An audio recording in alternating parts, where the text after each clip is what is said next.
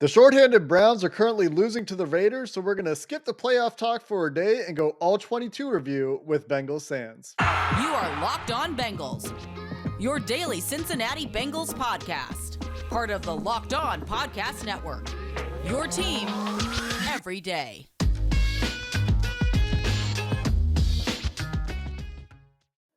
What up, Bengals fans, and welcome to another episode of the Locked On Bengals podcast. I'm your host, Jake Liscow. He's Bengals Sands.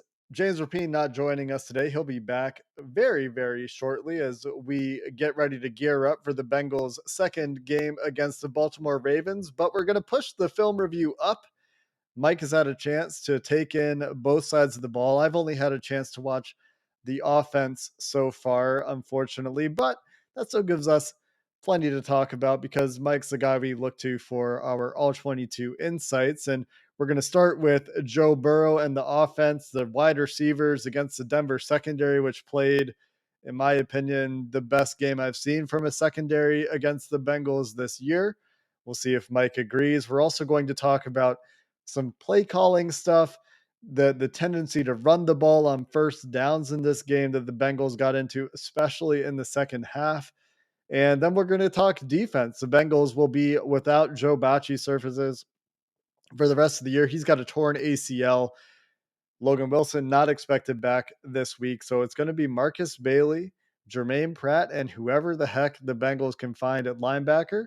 And hopefully DJ Reader's on the field to make those guys look good. We'll talk about that to finish up the show. But we're going to start with Joe Burrow with this passing offense against a very disciplined Vic Fangio secondary. And unlike a lot of the challenges for the Bengals offense this year, Mike, the Bengals were not faced with a fierce pass rush this week. We'll talk offensive line in a little bit, but instead it was the secondary. And a lot of fans on Twitter that I saw were unleash Joe, take the cap off Joe, let Joe cook.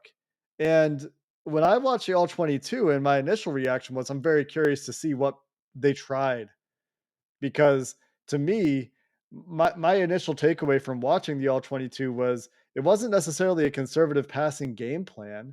It was the downfield stuff for the most part wasn't there. There might have been a couple opportunities where the protection didn't hold up, which it generally did in the game, where he couldn't hit the deep pass when it might have been there, but there were a lot of early checkdowns. I mean, like early in the down checkdowns when he still had time and he just decided, you know what, the concept isn't there. I'm just going to take what I can get. What did you see when you looked at the passing concepts and the wide receivers against the Denver secondary?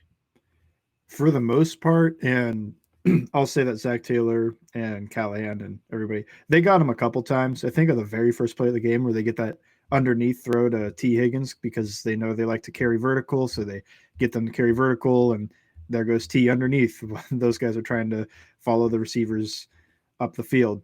But there were a lot of plays, and it just felt like Vic Fangio knew the tendencies of what the Bengals like to do. Capping, chase vertically, while also they're trapping out routes. So you don't even get the high-low on a corner. You get a safety over top of chase, and then underneath the corner's ready to – you throw that out route, it's probably 6 the other way. So I remember that a few times. There was one play where everything came together where there was absolutely nothing because the only thing there was a mix and throw 5 yards behind the line of scrimmage because they trapped the out, they capped chase vertically. On the other side, they ran – the race concept, which they like, which a dig from the most outside guy, number one, and inside he runs a whip or sometimes he sits, but mostly it's a whip route.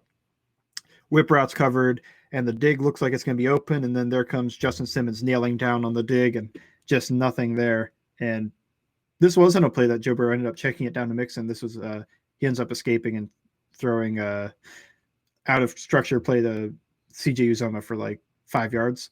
Overall, he played smart football. He took care of the ball, which is something we've been pounding him for. He hasn't been taking care of the football the same way. And this is a game where you think the Denver offense isn't all that scary. So playing safe football is okay because eventually the Bengals will score. And hopefully, I mean, this ended up, they could have only scored 11 and won the game. 15 won the game. It wasn't a boat race to 30. Vic Fangio, he's a head coach for a reason. He was the architect behind destroying Zach Taylor's offense in a way, but Sean McVay right before, or Bill Belichick gets all the credit, but Vic Fangio was the first guy to really put that game plan together. So he knows him. He's taken care of him before. And yeah, just overall, the corners played so well. Like you said, the best game I've seen from a secondary, and they're put in good spots by their defensive coordinator. That's just, it happens. And the Bengals were able to score. Leak, awesome. It was weird that the Broncos are ready for almost everything, and then the Bengals come out, split back gun, nine. I'm just sitting there, 989, here it comes. They're not ready for it. It's like, come on, that's the biggest tendency. But other than that, yeah, they played a really good game. Yeah, I actually really like the league play. Maybe we come back to that in a second, but I guess the question on my mind that you can probably answer is after seeing the way Denver defended, and they didn't play hardly any man, according to uh, I think a player. I think Jamar Chase might have said this. They're playing a lot of three buzz, a lot more single high, I think, than maybe they've played this year. Were there things that you think the Bengals coaching staff could have done differently in this game, or is this a Vic Fangio sometimes is just going to have your number because he's one, and this is true, by the way. He just is one of the best defensive coaches in the league, period. But is there something that the offensive coaching staff, in your opinion, could have done differently based on what you were seeing during the game that is a realistic in-game adjustment? I think sometimes you have to break your own tendencies, and they did this against Baltimore. And I'm just going back to they come out in quads, and you install the formation, have everybody lined up in quads. You understand exactly how this is going to work. Uzoma's on the backside, so honestly, just put an X there because you're going to trust Uzoma on an isolation route against a safety and a corner. Probably not. Chase, maybe.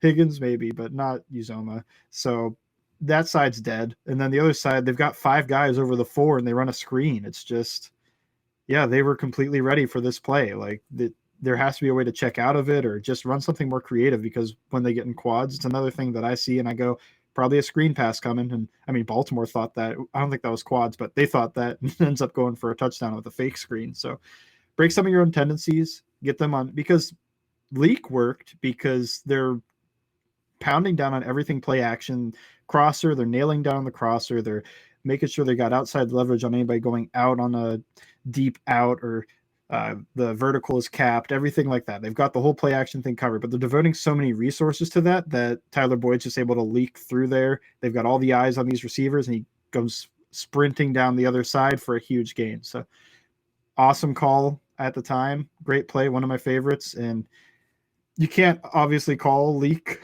multiple times because they'll just leave somebody say, hey, you see Tyler Boyd trying to run across the formation. He's probably not cracking a linebacker. Although that works with their duo play, because that's what he does. He comes down and he tries to dig out linebackers and nickels. So it works with everything like that too. And you mentioned three buzz. It's not just three buzz. It's what Saban calls six buzz. And it's weird for offenses because it's a weak rotation. And normally you get the safety to come down, strong safety, passing strength comes down, he plays there. They do the opposite. They have usually Justin Simmons on the opposite side, and he comes down and he's looking to take crossers, looking to jump anything. And again, that's a big thing that they dealt with all game was they like crossers, digs, overs over the middle of the field, and the Broncos have a guy that takes that away. So what do you do then? And the cornerbacks on the outside. This is something that I think I've been asked, like, can other teams just replicate this? Like, sure, if you trust your cornerback on an island with these receivers, like the Broncos did, because they took away the middle of the field like that. And on the outside, usually there was some cushion, but those guys were left pretty much one-on-one, and they did a fantastic job. I thought that the communication and the discipline to hand guys off was also fantastic throughout the game from the Broncos. And the last thing I want to mention here on the league play, and this is a great transition to early down, first down play calling, I think that we're going to talk about a little bit in the offensive line is right before the league play, they come out in the same look, same personnel, and Joe Burrow credited Taylor for this, and they got up to the line quick. It's a little bit different, but it's the same personnel, same pre-motion alignment, and it works because they just ripped off like a 12, 15 yard run with Joe Mixon where Tyler Boyd cracked. And the very next play, It's the same look. It's the same play action look, and you get the same exact reaction from the defense, especially that safety, like you said, the safety coming down to Phil, and instead Tyler Boyd's behind him, and the safety's just toast for a touchdown. So I I tweeted about that. I actually have a clip up on my Twitter feed that has the two plays back to back, so you can see how the alignment is very similar and how the defense reacts in a similar way. So you guys can go check that one out if you want to get a visual for it. But we're going to talk a little bit more about some of the first down play calling that, in my opinion, enabled that leak explosive play and why the Bengals did get into that pattern in the second half coming up next. But first, let's talk Boost Mobile, one of the sponsors of today's podcast. You listen to the Locked On Bengals podcast on Tuesdays or on Mondays for the power of knowledge imparted on you by Mike at Bengals_Sands when we've had a chance to look at the All 22. And you switch to Boost Mobile for the power of saving money. It's that easy. You're going to get 3 unlimited data lines for $30. $30. That's not very much a month per line, and you're going to get a free 5G phone when you switch. So you can get all of the latest Locked On Bengals episodes with Bengals Sands. It's all on America's largest 5G network.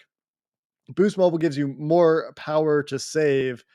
The free phone is limited to new customers, and you just get one per line. Additional restrictions apply. Offers and coverage not available everywhere or for all phones and networks. See boostmobile.com for details. The Locked On Bengals podcast today is also brought to you by On Location.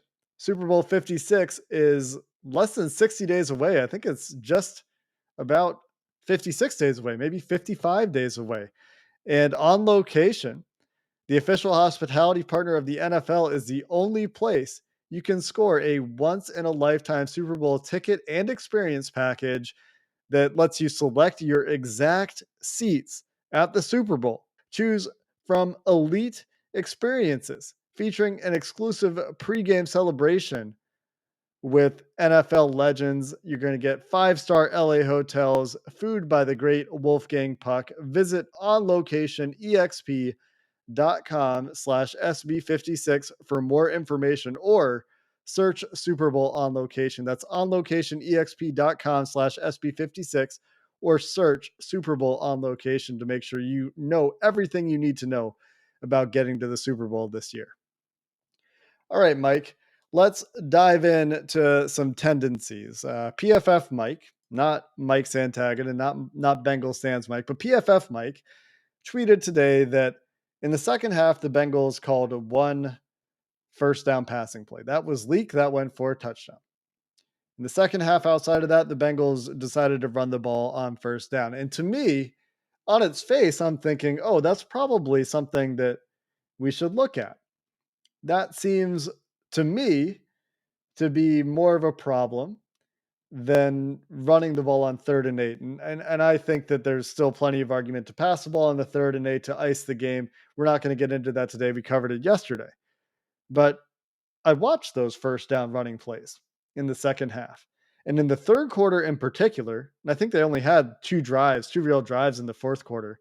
But in the third quarter, their first down running plays were going for 6, 8, 15, 5. They were getting good production in first down running plays. And the way the passing offense was going, in the context of the game, yeah, maybe you want to see the Bengals try to take a shot there, but from what I saw, the shots weren't there. The Denver defense, and I know they got one on leak, but that comes off the running game. What do you think when you have a chance to go back and look at their first down tendencies in this game? Did they make sense to you? Do you feel like there was an opportunity to throw the ball a little bit more, or what was your takeaway there? I think this is the opportunity to throw the ball a tiny bit more, but like you were saying, the runs were working. And when your runs are gaining you 5+ yards per carry, there was a sequence, I think it was in the third quarter, where it was back-to-back duo from P. Ryan for like 20 something. And then the next play, it's Mixon on wide zone off the backside C gap for another 12. So when you're running like that, there's maybe the third play, you should runnable play action because the safeties are probably going to come down a little harder after you gain 30 yards on 2 plays. But really, the run game was doing fine. I think there is the opportunity not to run leak, but to just try to attack that safety that's trying to fill.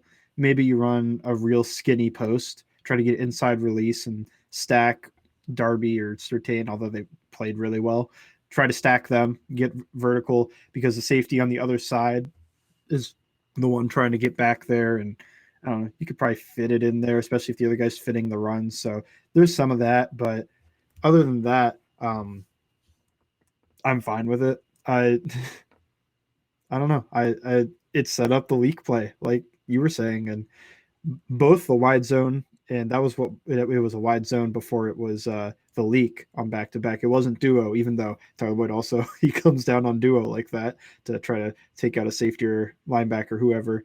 Um, Set it up, and they did a good job moving the ball and setting it up. I feel like where they had issues is the passing game, and maybe if you pass a little more, your yards per attempt goes further down. It's kind of like a corner 3 shooter in basketball, where is he really that good, or is it because he's just standing there and Steph Curry or LeBron can throw him the ball wide open?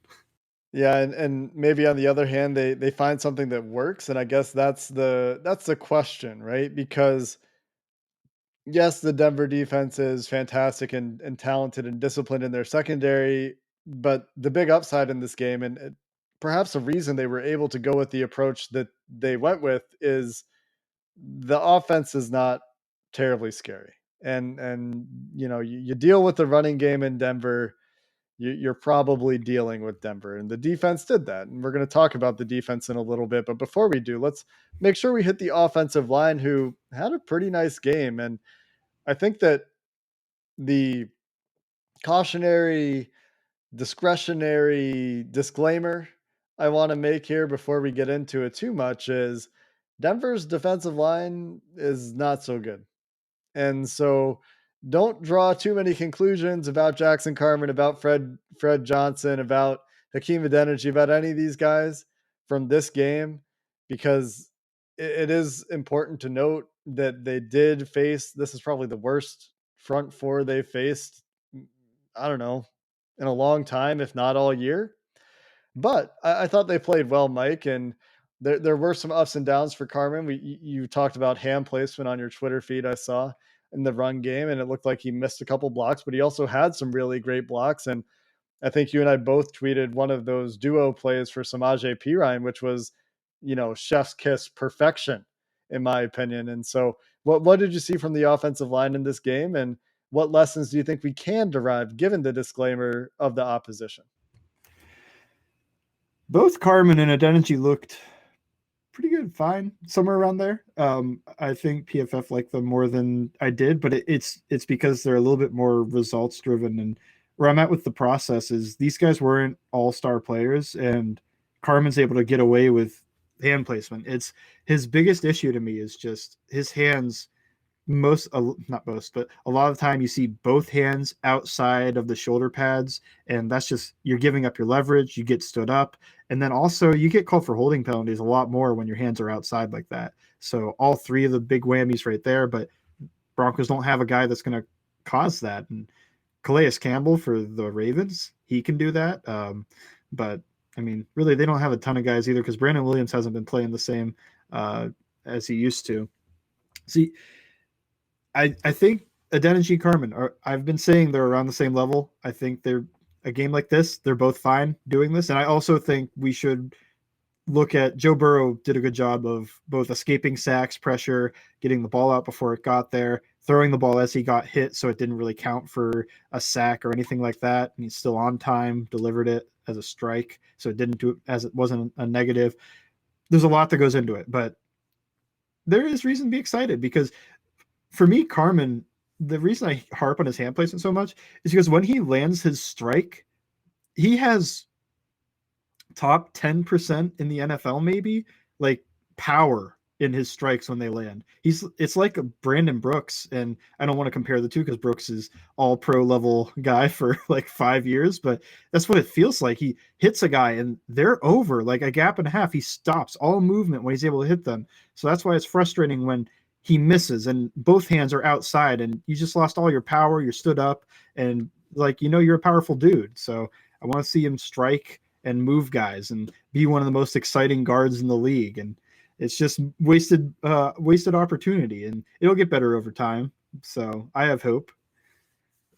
We hope it'll get better over time anyway. He is 21, and so there's certainly plenty of time for him to improve, and we'll hope that's the case. You made a really good point there that I want to just hit on again before we go to our defensive segment to wrap things up, which is that Joe Burrow played fantastic in this game. I think I talked about it yesterday, but his ability to find running lanes, navigate muddy pockets, show that evasiveness. Again, not the best defensive line, but he punished Denver for turning their back to him a few times, picked up important first downs, looked really good maneuvering in the pocket, and had a heck of an LSU-esque off-script play that was called back for a Quentin Spain holding penalty. So really nice game for Joe Burrow. And I thought Fred Johnson played pretty well too. And it's nice to have that in your back pocket when you need a right tackle. And they're going to need a right tackle going forward. And we'll see who it is against the Baltimore Ravens. Plenty of time this week to talk about that. We're going to get to the defense to wrap things up. But before we do,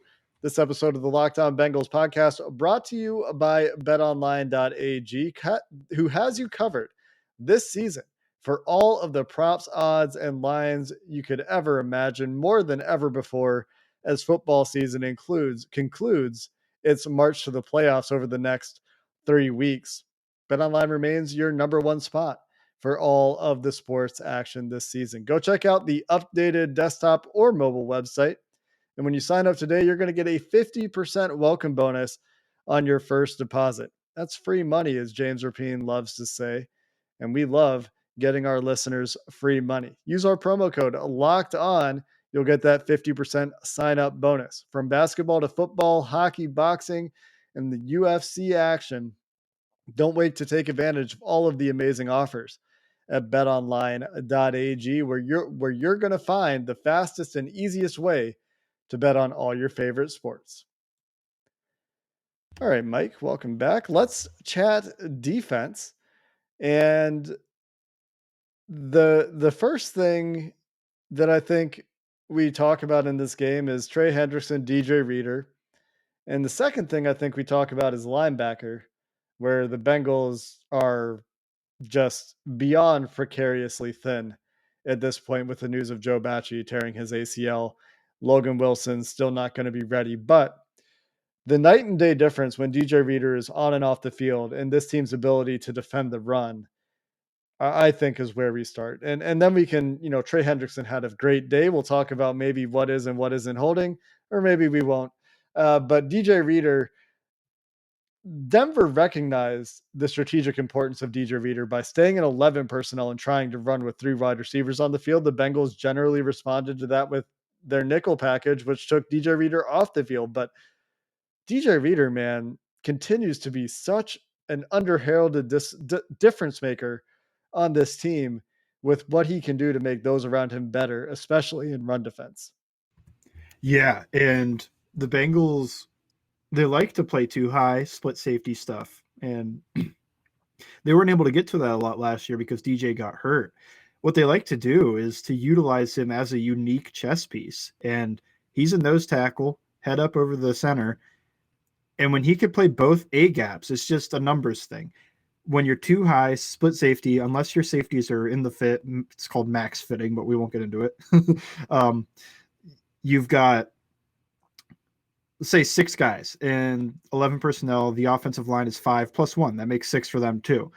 But with gap wise, you're short 1 gap. So you have to make that up somehow. Maybe you have an Aaron Donald that can penetrate and get 5 yards in the backfield by the time the handoff has happened.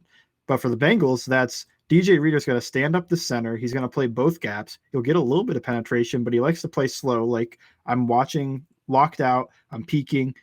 And then once you declare you're going to this side, I'm shedding, because it's so many centers. It's not just Lloyd Cushenberry, who I think is having a pretty decent year. Um, it's not just him. It's like every center he goes against, he's able to lock them out. He's able to shed them whenever he wants. He's been fantastic. Has a case for best nose tackle in the league, especially I think Vita Vea got hurt, so he was really one of his only competition. And I mean, there's other guys out there, but yeah, he's so much fun to watch, and it's the unique chess piece where the Bengals can play even in the box, and they're basically +1 because DJ Reader's taken 2 gaps. He's taken these 2, and everybody else can fit off of it. And what that does is it keeps your linebackers clean. When they try to double him, he grabs a hold of both, and they're not getting any movement, and none of them are climbing. So the linebacker just gets to flow over top and make a tackle. He's just the key to everything on the defense. And while I thought he was awesome, I wasn't expecting to be this important. Yeah, and that's the big thing there, right? How important can a nose tackle be? Turns out maybe even a little bit more important than we thought. And that's something that we actually talked about, I think, on this podcast in the offseason, when it's not just the positional value of nose tackle, but it's what that allows you to do in the rest of the defense, as you're talking about. It allows you to play too high. It allows you to get a numbers advantage where you don't actually have one, or get the effect of a numbers advantage where you don't really have one. Let's talk Trey Hendrickson next before we talk linebackers.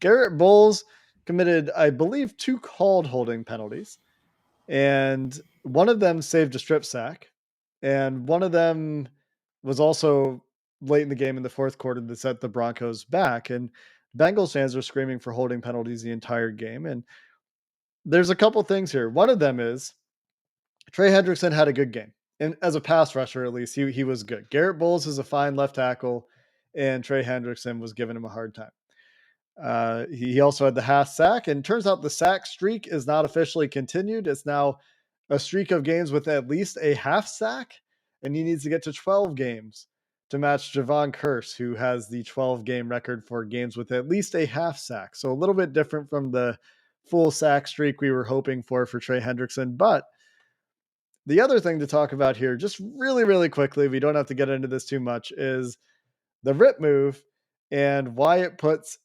offensive tackles in a position where it looks like they're holding, even though the rule says that that doesn't count as holding most of the time. Yeah. So this is something that's in the rule book, and you could ask me. I have a picture of it that I've posted a few times. But when the defensive lineman rips to disengage, and rip move is the most common move to disengage. So it's not just like Trey Hendrickson's doing something that's wrong on his part. It's take your arm, if you're on YouTube, rip upwards to try to move his arms off of you and keep your body clean. What that does when the offensive tackle has his hands on you is it moves them up and sometimes back. And so you end up a little bit around the neck, or maybe you got one hand well outside of his frame. So these things can look like holds. And if Trey Hendrickson just fired off the ball and he's just running, that's a hold. But when you force the action like that, it's a little bit akin to when the wide receiver's downfield and a ball's underthrown, so he jumps through him. And it's like, yeah, if this was a well-thrown ball and the defender just stopped him from being able to catch it, that's DPI. But when you just jump through him, and I mean, hey, wide receivers get this call all the time, so maybe they should call a little bit for the lineman. But when you jump through him, it's not DPI. And when you rip to disengage and he's got a little bit around the neck. And the other thing is that they have to keep moving their feet. They can't stop and try to hold you there like that. And I think the thing that everybody was calling was a weak hold was Quentin Spain. But to me, that was a hold because he stopped moving his feet. He turns sideways, and that's the worst part when you're a guard, because it's just obvious that you've got him. You're holding him somehow because you're faced towards the official now. When you're faced forward and you've got your back to the official, they can't see it, everything that's going on. But when you're turned, it's your hands are obvious, any move is obvious, and it's all about the feet too. You got to keep moving your feet. If you really don't want to get called, you have to keep moving your feet. And Bowles does, credit to him, he does a good job after he gets in that position not to stop his feet and just end up in a real headlock with him. He's got his hand there or arm around his neck, but he's still moving his feet and blocking. And that's the difference. And it doesn't look right, and I'm sure it angers a lot of people, but it's the right call. And it's happened to Trey Hendrickson all year. And if you're looking at it all year and you're wondering why hasn't Trey Hendrickson drawn a holding penalty every single play this year? Because he uses the rip move a lot. Like Mike said, it's a common move. That's fine. So just a little explanation there that I thought might be nice. He did get the holding call a couple times, and obviously the Bengals felt like they could have gotten a couple more times where they felt like Bowles wasn't doing enough to recover after the rip move, to reset, to keep his feet moving, whatever it is. But regardless, Trey Hendrickson had a nice game, and so did Eli Apple. We don't have time to talk about Eli Apple, unfortunately, but we do have time to talk about the linebackers a little bit. Jermaine Pratt had another really nice game, although PFF wouldn't have you believe as much.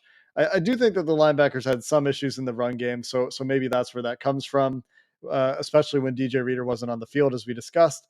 But made a great play downfield in coverage, and now the Bengals have to figure out if Marcus Bailey and Austin Calitro and whoever the heck else they can find to play linebacker, Clay Johnston, can do what Joe Bacci was doing for them, which was actually playing decent linebacker. What did you see from this unit in this game, especially after Bacci went out? Thought Bailey was fine.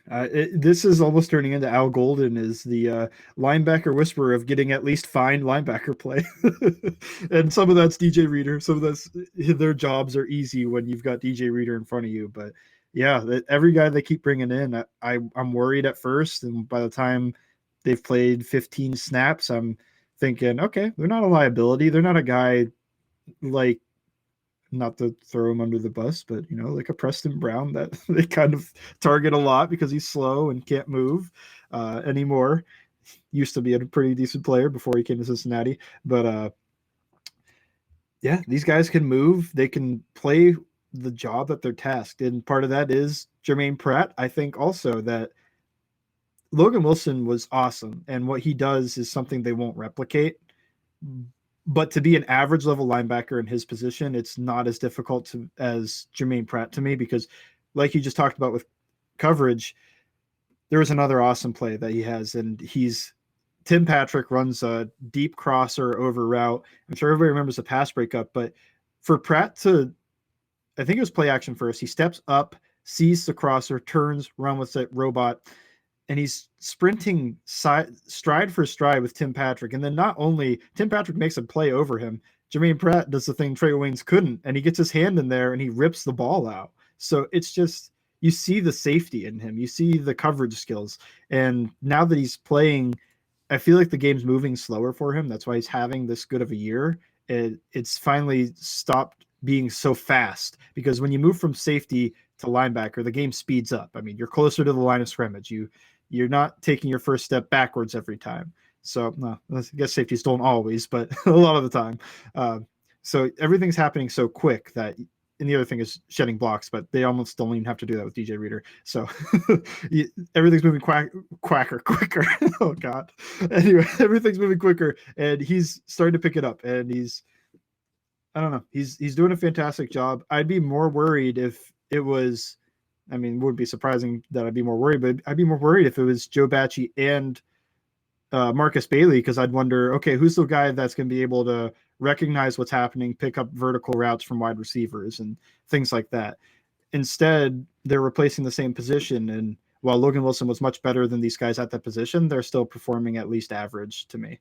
Yeah, you credit Marcus Bailey at least for on a blitz late in the game. They show zero and he drops out, gets in the lane of the crosser that Drew Lock is looking for, causes that little hitch and an overthrow as a result of the play. So Marcus Bailey, not your routine seventh round pick, or your normal seventh round pick. I don't remember what exactly John Sheeran's words were on Twitter, but something like that. He has some upside, is the point, if he can stay healthy, and he's going to get a shot, I think, because he was the guy after Bacci left the game. Also, just real quick, again, want to shout out Khalid Kareem. Had a really nice trio of plays there. I think we talked about them yesterday. Mike Hilton on review, I think, did some things that have been pointed out that really led to some differences in the game. So shout out Mike Hilton as well. And that's about all the time we've got today. Mike, hopefully we get some good injury news from this team as this week progresses and they prepare to face Baltimore. This one, as have been many games in the post bye period, remains vitally important to the Bengals' playoff hopes. And with James tomorrow, we'll dive into that and take a look at what they need to do to punch their postseason ticket. Until then, Bengals fans, find Mike on Twitter at Bengals_Sands. We'll be back tomorrow. Hoo day, and have a good one.